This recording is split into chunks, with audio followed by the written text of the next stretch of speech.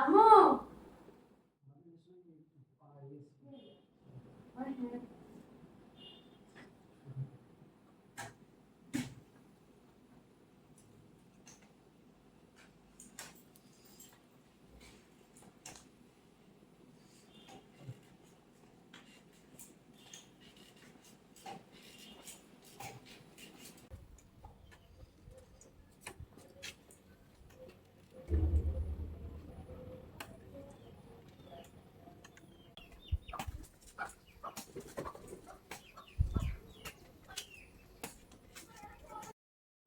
আমার নাম মোহাম্মদ এনামুল হক।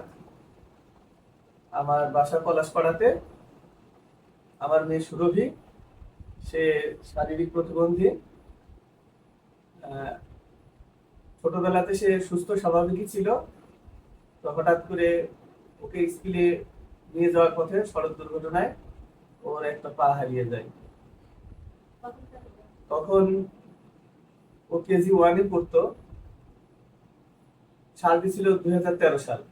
2013 সালে একটা অ্যাক্সিডেন্টের কারণে ও এখন শারীরিক প্রতিবন্ধী। তো আমিও নিজেও আহত হয়েছিলাম। সেখান থেকে আমাদেরকে হাসপাতালে নিয়ে এসে চুয়াডাঙ্গা সদর হাসপাতালে চিকিৎসাধীন রাখা হয় এবং সেখান থেকে আমাদেরকে রেফার করা হয় ঢাকা পঙ্গু হাসপাতালে। তো দীর্ঘ চিকিৎসার পরে আমরা সবাই যখন বাসায় ফিরি, তখন আমি খুব অত্যন্ত হতাশ হয়ে পড়ি যে আমি তো নিজে অসুস্থ ছিলাম, সেই সাথে আমার মেয়েকে দেখে আমি ভীষণ হতাশ হয়ে যাই। পারিপার্শ্বিক বিভিন্ন মানুষের কথাবার্তা যে এই মেয়ে বেঁচে থাকার চেয়ে না থাকাই ভালো ছিল, এই সমস্ত কথাবার্তা আমাকে ভীষণভাবে কষ্ট দিতে থাকে। তো এমনই পর্যায়ে আমরা চুয়াডাঙ্গাতে বাসা নিয়ে এখানে মেয়েকে একটা স্কুলে ভর্তি করি। সেই স্কুলে ভর্তি করার পরে আমরা প্ল্যান করি যে আমাদের মেয়েকে ভালোভাবে লেখাপড়া শেখাতে হবে এবং তাকে উচ্চশিক্ষায় শিক্ষিত করে মানুষের মতো মানুষ করবো। এভাবেই তার লেখাপড়া চলছিল। মাঝে 2015 সালে প্রত্যাশা সামাজিক উন্নয়ন সংস্থা আমাদের সাথে তাদের পরিচয় হয়। সেখানে সেই প্রত্যাশা সামাজিক অফিসে আমরা যোগাযোগ করি। তারা এই শারীরিক প্রতিবন্ধী বা বিভিন্ন প্রতিবন্ধী মানুষদের নিয়ে বিভিন্নভাবে কাজ করে। তো সেখানে গেলে তারা আমাদের সাথে খুব মানে ফ্রাঙ্কলি প্রতিবন্ধিতার বিষয় নিয়ে বিভিন্ন আলোচনা পরামর্শ আমাদেরকে দেয়। সেখান থেকে আমরা অনেক কিছু জানতেও পারি। আর তাকে নিয়ে যে সামনে কিভাবে অগ্রসর হব, সেই পরামর্শ আমাদের প্রত্যাশা সামাজিক উন্নয়ন সংস্থাই দিয়েছে।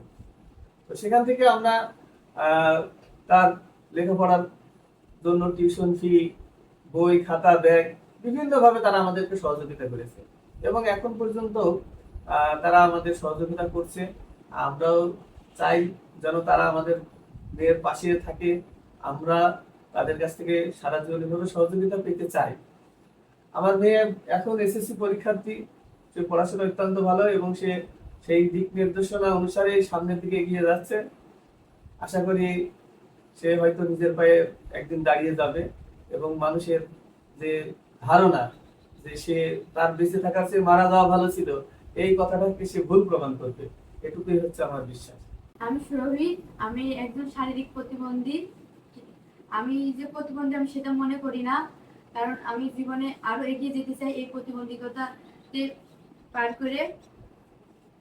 এবং আমি এখন স্বাভাবিকভাবে ক্লাস নিয়ে হাঁটা চলা করি। আমি ভবিষ্যতে একজন ডাক্তার হতে চাই এবং সবাইকে সেবা দিতে চাই এবং দরিদ্রদের বিনামূল্যে চিকিৎসা করতে চাই। আমার পাশে সবাই থাকবেন, দোয়া করবেন।